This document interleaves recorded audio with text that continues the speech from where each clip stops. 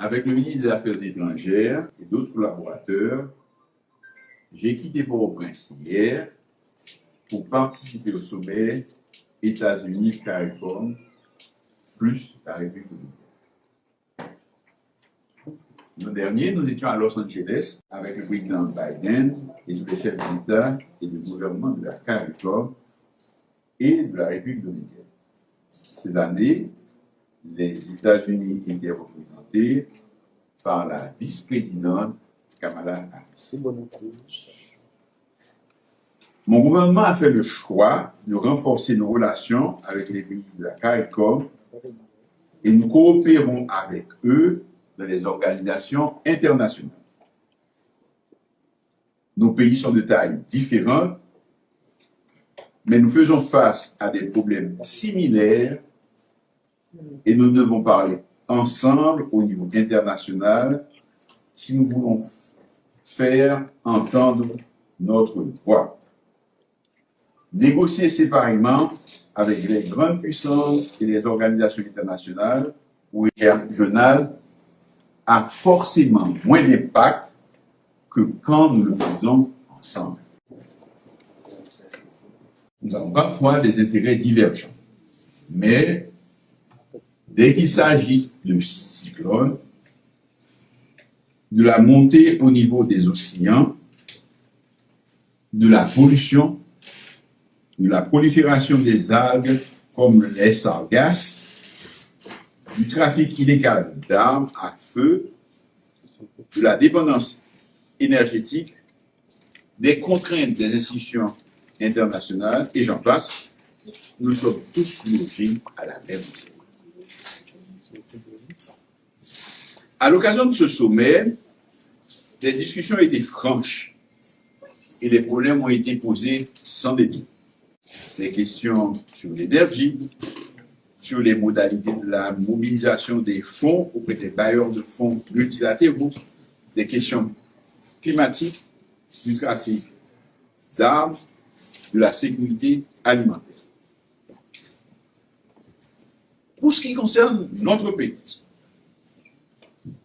les participants ont montré de l'empathie par rapport aux victimes des récentes inondations et manifesté leur volonté de leur venir en aide.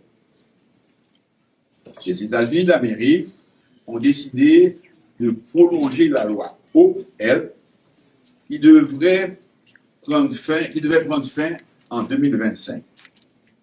C'est une bonne nouvelle pour le secteur textile là qui créait en pile.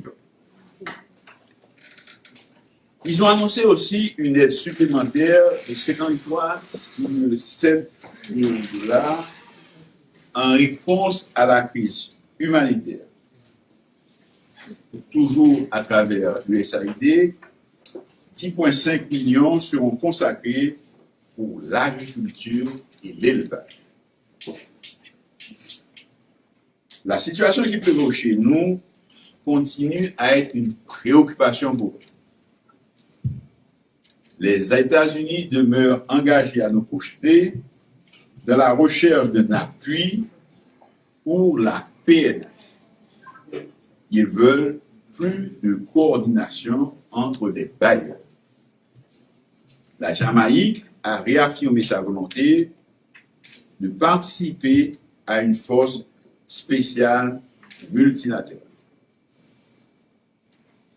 Je dois vous dire que dans le cadre des discussions qui se poursuivent pour le déploiement de cette force multinationale, j'ai, avec l'aval du gouvernement et du Haut Conseil de la Transition,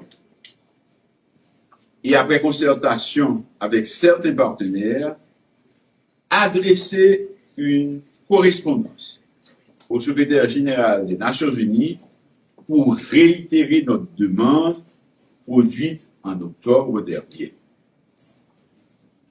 Je continue les contacts au niveau international sur la question, car le rétablissement d'un climat sécuritaire demeure une urgence et un impératif si nous voulons aller aux élections et si nous voulons vivre normalement sur notre territoire.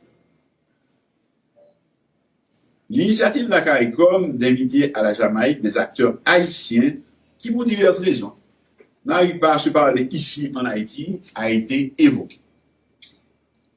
Je vous annonce que dimanche prochain, je répondrai à l'invitation du Premier ministre des Bahamas, qui préside la CARICOM, parce que je demeure un homme de dialogue, toujours prêt à parler avec les compatriotes de bonne volonté pour trouver des solutions durables aux crises que connaît notre pays. Entre-temps, le gouvernement, avec l'accompagnement de nos partenaires internationaux, fait de son mieux pour apporter du secours aux victimes des dernières inondations. Saison cyclone commencé. M'a demandé la presse et de nous faire message protection civile passé pour ne pas obliger une quantité de victimes, ça y est, les gros la pluie a tombé. Épidémie choléra a continué dans le pays. Nous tous, nous devons prendre en pile précaution. Je vous remercie.